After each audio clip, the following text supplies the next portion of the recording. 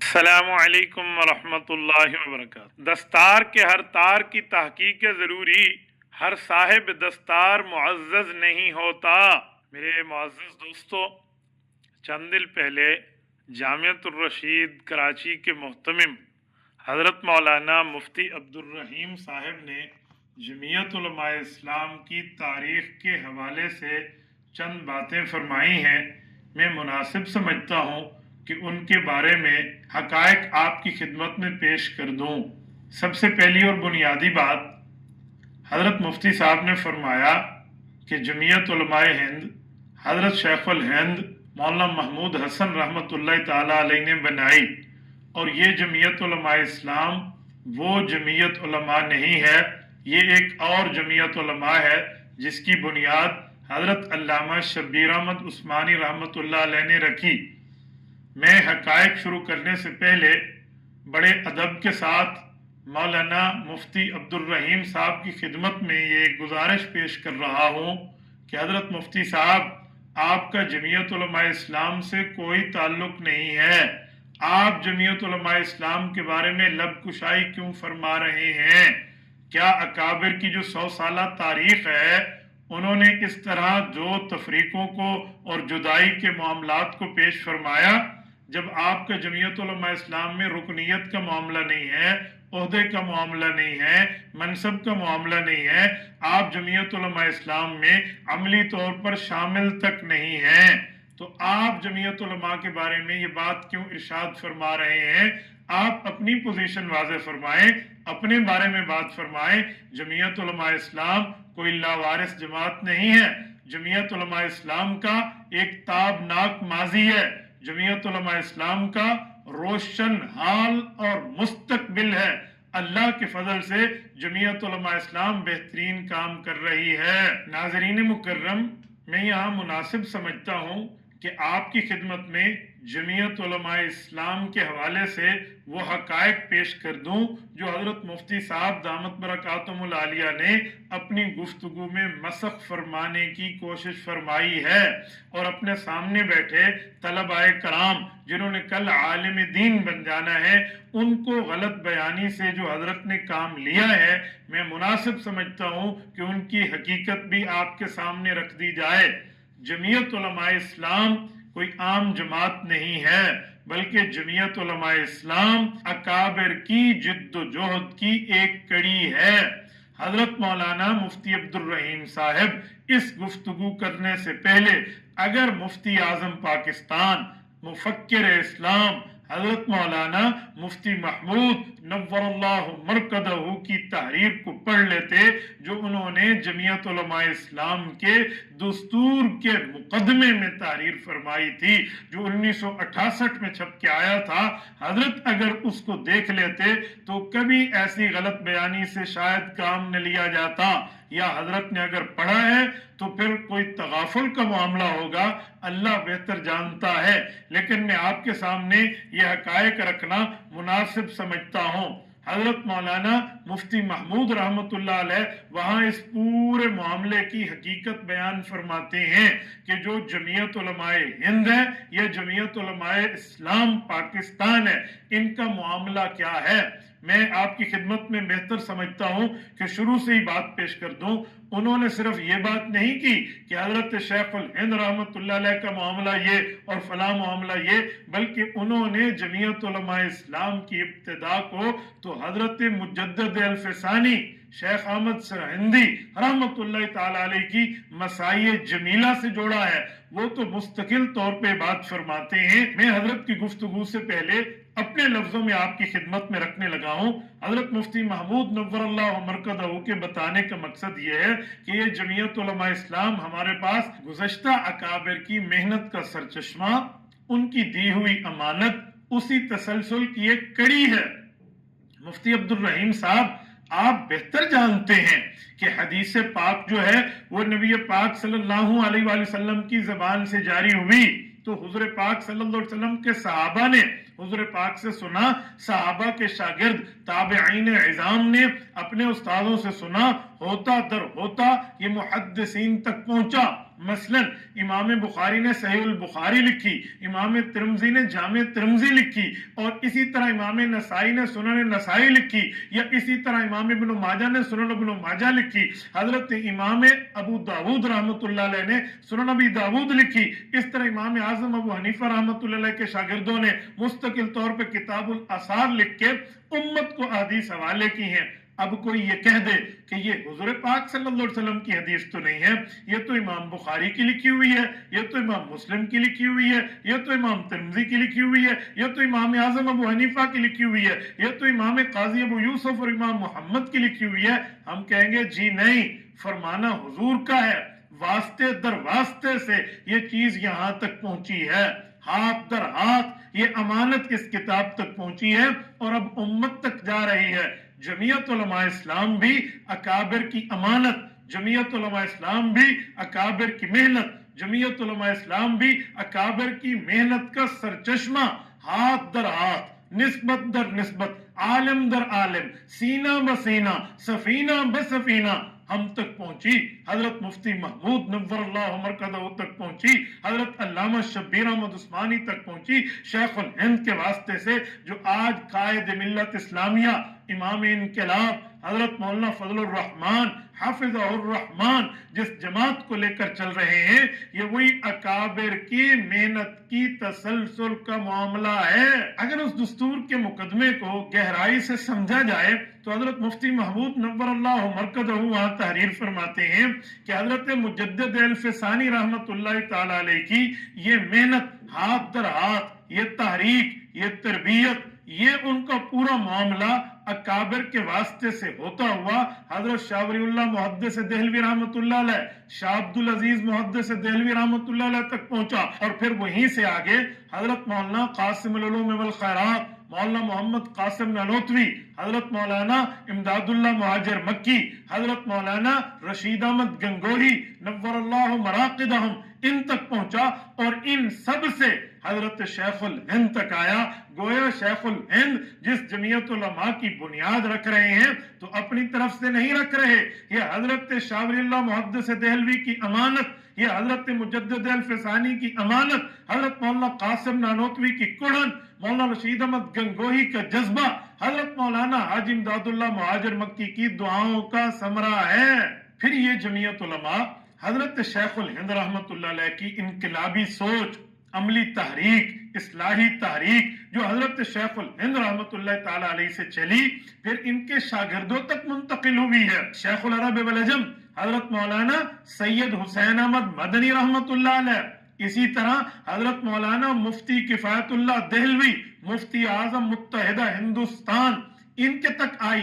پھر ان کے شاگردوں میں حضرت مولانا عبد القادر تقی پوری، حضرت مولانا شبیر احمد عثمانی رحمت اللہ علیہ، حضرت مولانا اشرف علی تھانوی رحمت اللہ علیہ، حضرت مولانا محمد الیاس دہلوی رحمت اللہ علیہ، حضرت مولانا شاہ محمد امروٹی رحمت اللہ علیہ، حضرت مولانا حماد اللہ علیجوی رحمت اللہ علیہ۔ ان جیسے اکابر نے اپنے استاد حضرت شیخ الہند کی تحریک کو اپنی ترتیب کے ساتھ، اپنے عمل کے ساتھ، اپنے واعظ کے ساتھ، اصلاحی ترتیب کے ساتھ بر صغیر میں وہ انقلابی کام کیے ہیں جس کی بدولت انگریز کو اس خطے کو چھوڑ کے جانا پڑا اور انگریزی استعمار، انگریزی سامراج کا جنازہ نکلا اور یہ خطہ انگریز کی تسلط سے پاکیزگی حاصل کر چکا۔ حضرت مفتی عبد الرحیم صاحب نے یہاں بھی بات ٹھیک نہیں فرمائی، بلکہ حقیقت یہ ہے کہ حضرت شیخ الہند رحمت اللہ علیہ کی اس امانت کو ان کے مایہ ناز شاگرد علامہ شبیر احمد عثمانی رحمت اللہ تعالی علیہ نے باقاعدہ امت تک منتقل کیا ہے۔ علامہ شبیر احمد عثمانی کوئی عام بندے نہیں ہیں، یہ تفسیر عثمانی دیکھ لیجئے تو حضرت شیخ الہند سے ان کی عقیدت، تلمذ، محبت، پیار کا تعلق نظر آتا ہے۔ لیکن یہاں پر ایک معاملہ یہ ہوا کہ جب حضرت شیخ الہند رحمت اللہ علیہ اس دنیا سے تشریف لے گئے اور تقسیم ہند کا وقت آیا تو ہمارے اکابر کی دو رائے ہو گئی۔ اکابر میں ایک رائے یہ تھی کہ ہم متحدہ ہندوستان میں رہ کے کام کریں گے، اکابر کی دوسری رائے یہ اکابر میں دوسری رائے یہ تھی کہ جی نہیں، تقسیم ہند کے ذریعے کام کیا جائے گا، تو اکابر کی یہ ترتیب چلتی رہی۔ حضرت علامہ شبیر احمد عثمانی رحمت اللہ علیہ نے اپنی تقسیم ہند کی رائے کی مضبوطی کے لیے جماعت قائم فرمائی۔ جمعیت علماء ہند سے اس کو الگ درجے کا امتیاز یوں دیا، ورنہ مشن ایک تھا، فرمایا اس کا نام ہوگا جمعیت علماء اسلام۔ اگر آپ تاریخ کو مسخ نہ کریں اور تاریخ کے اوراق دیکھیں تو اس میں واضح موجود ہے کہ تقسیم سے 2 سال پہلے 1945 سے لے کر 1949 13 دسمبر تک، جب تک حضرت علامہ شبیر احمد عثمانی زندہ رہے، وہ جمعیت علماء اسلام کے امیر رہے۔ یہاں یہ بات بھی ملحوظ خاطر رہے کہ حضرت مولانا شبیر احمد عثمانی رحمت اللہ علیہ نے جو جمعیت علماء اسلام کی بنیاد رکھی، یہ حضرت شیخ الہند رحمت اللہ تعالی علیہ کی تحریکی جماعتوں کا تسلسل تھا، اور وہی تسلسل چلتا چلتا آج حضرت مولانا فضل الرحمان کے پاس پہنچا۔ اسے کہتے ہیں اکابر کی امانت ہاتھ در ہاتھ حضرت مولانا فضل الرحمان کے پاس پہنچی ہے۔ جب حضرت علامہ شبیر احمد عثمانی رحمت اللہ علیہ اس دنیا سے تشریف لے گئے تو 6 سال تک جمعیت علماء اسلام کا کوئی باضابطہ امیر نہیں تھا۔ جب اکابر نے یہ معاملہ دیکھا کہ اب اس جماعت کا باقاعدہ کوئی امیر بھی نہیں ہے، تو تمام ملت پاکستان کے اکابر اکٹھے ہوئے اور اس جماعت کو باقاعدہ فعال کرنے کی تحریک چلائی، اور اس جماعت کی قیادت جن کو سونپی گئی، جن کو امیر بنایا گیا، حضرت امام الہدا شیخ التفسیر ولی کامل حضرت مولانا احمد علی لاہوری رحمت اللہ علیہ ہیں، وہ ان کے امیر بنے، اور ان کے ساتھ جو ان کے ناظم اعلیٰ بنے وہ حضرت مولانا احتشام الحق تھانوی رحمت اللہ علیہ تھے۔ حضرت مولانا مفتی محمود رحمت اللہ علیہ ان کے نائب امیر رہے، اور یہ بھی یاد رہے کہ حضرت مولانا احمد علی لاہوری رحمت اللہ تعالی علیہ جمعیت علماء ہند صوبہ پنجاب کے امیر تھے۔ جب یہ جمعیت علماء اسلام پاکستان کے امیر بنے تو اب سوال ہی ختم ہو گیا کہ جمعیت علماء ہند الگ ہے اور جمعیت علماء اسلام الگ ہے۔ کیوں؟ جمعیت علماء ہند پنجاب کا امیر جمعیت علماء اسلام پاکستان کی امارت قبول کر رہا ہے، تو پتہ چلا جمعیت علماء اسلام اسی جمعیت علماء ہند کا تسلسل ہے۔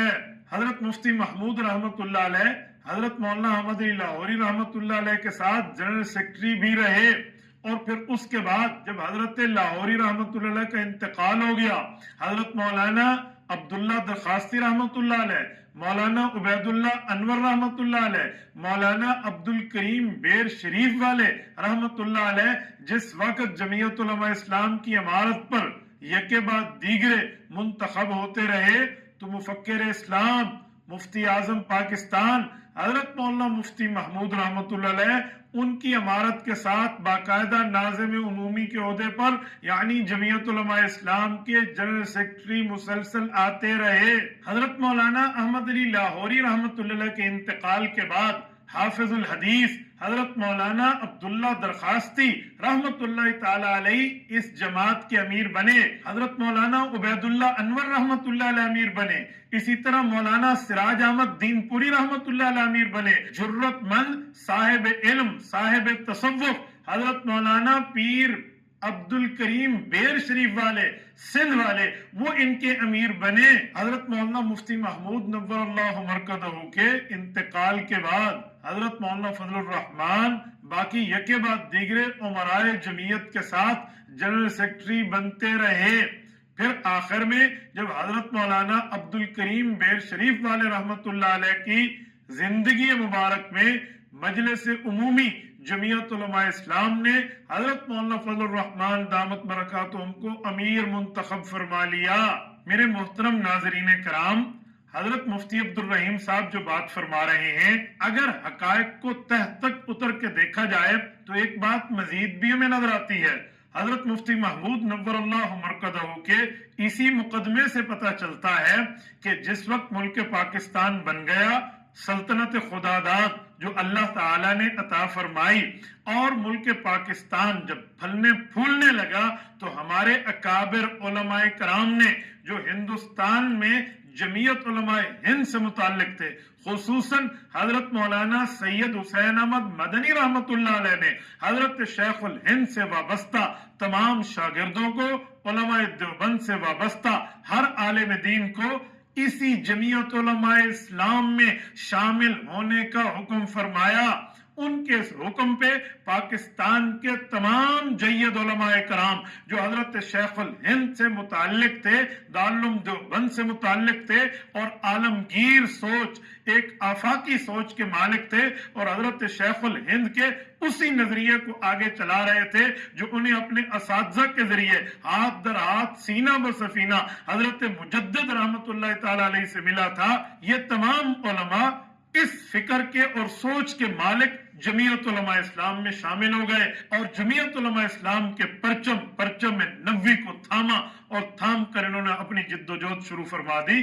कुल इतनी सी ही बात थी, जो इख्तलाफ की बात थी तो वो इतनी थी कि तकसीम हिंद हो या तकसीम हिंद न हो। तकसीम हिंद हो गया, उसके बाद जमीयत उलमा इस्लाम अपनी उसी तरतीब के साथ आबोताब के साथ चलना शुरू हो गई है और आप फरमा रहे हैं ये जमीयत उलमा और है, वो जमीयत उलमा और है।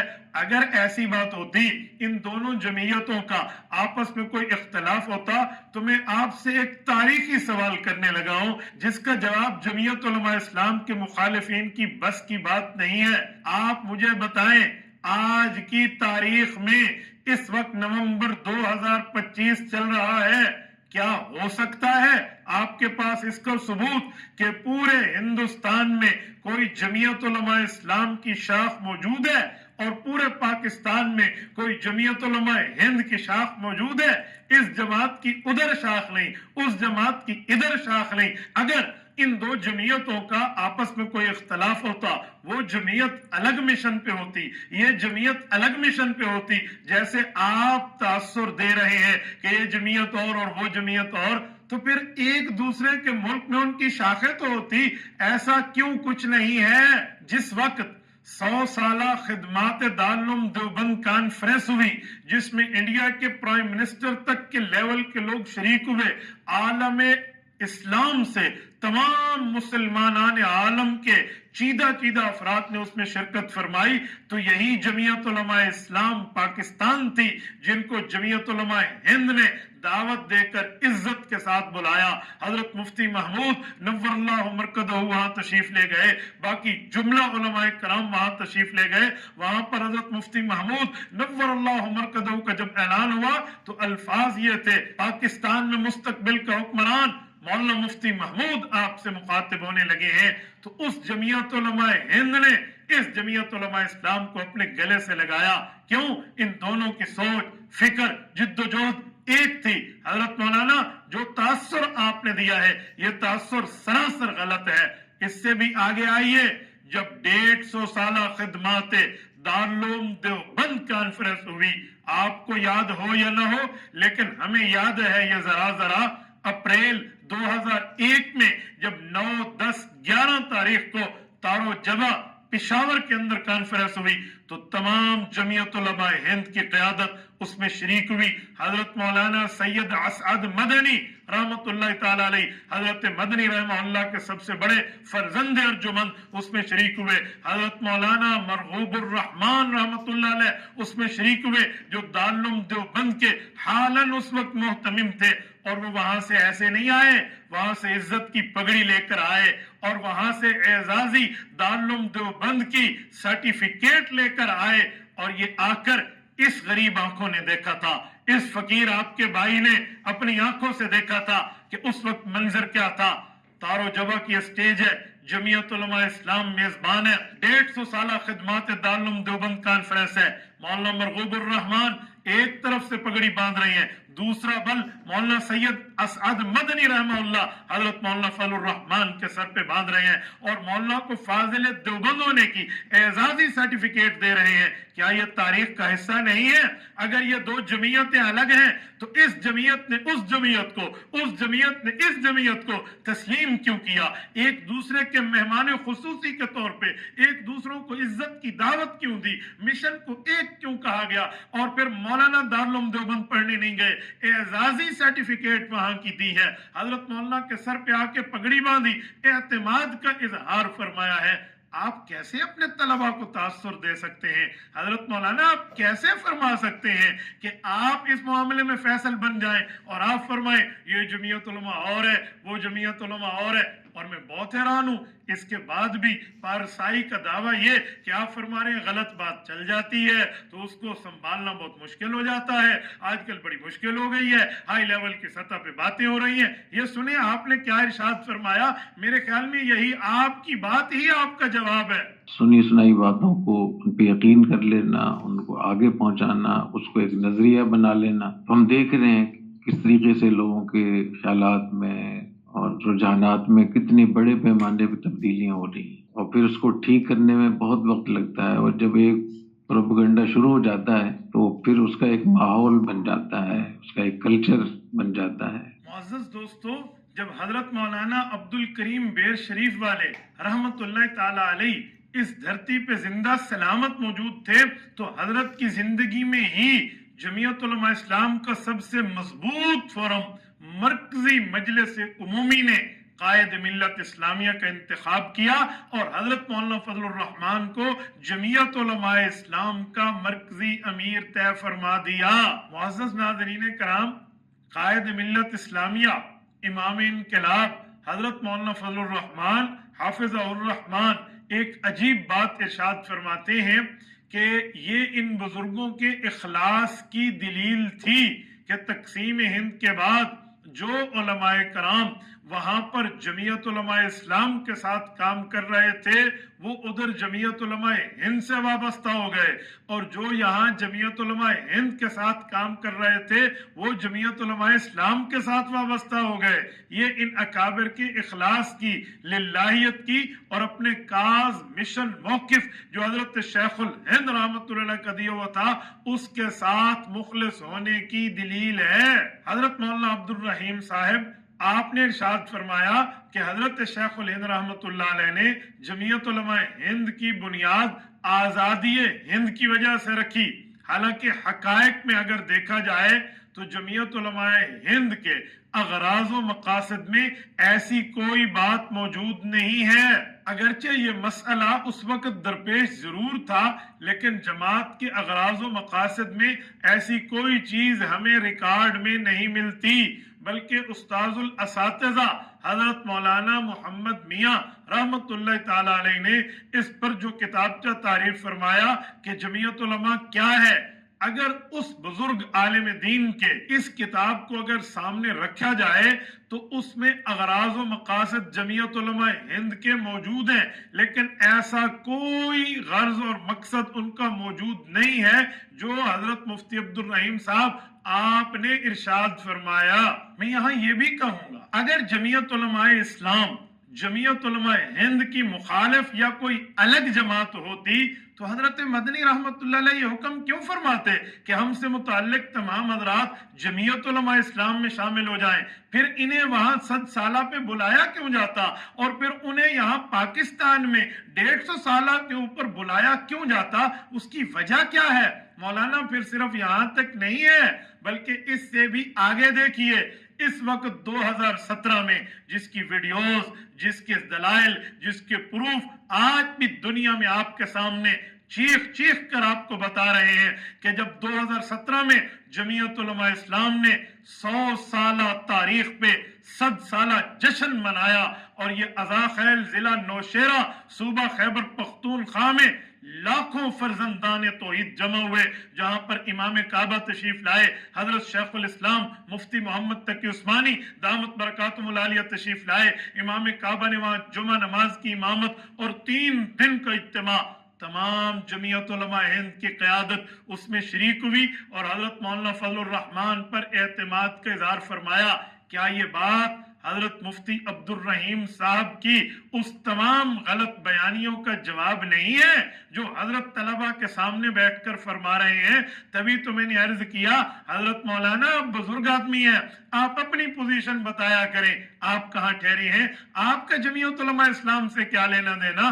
آپ کیا جمعیت علماء اسلام کی تاریخ سنائیں گے؟ الحمدللہ جمعیت علماء کے وارث موجود ہیں، جمعیت علماء اسلام لاوارث نہیں ہے۔ ناظرین مکرم، یہاں یہ بھی یاد رہے کہ جو ہمارا 100 سالہ جمعیت علماء کا اجتماع ہوا ہے، یہ صرف جمعیت علماء اسلام کا معاملہ نہیں۔ اگر یہ صرف جمعیت علماء اسلام کا معاملہ ہوتا تو اس کو تو 100 سال پورے نہیں ہوئے۔ یہ دراصل جمعیت علماء کا 100 سالہ تھا، یہ جمعیت علماء اسلام جمعیت علماء ہند کا تسلسل تھی، اس لیے جمعیت علماء کا 100 سالہ منایا گیا۔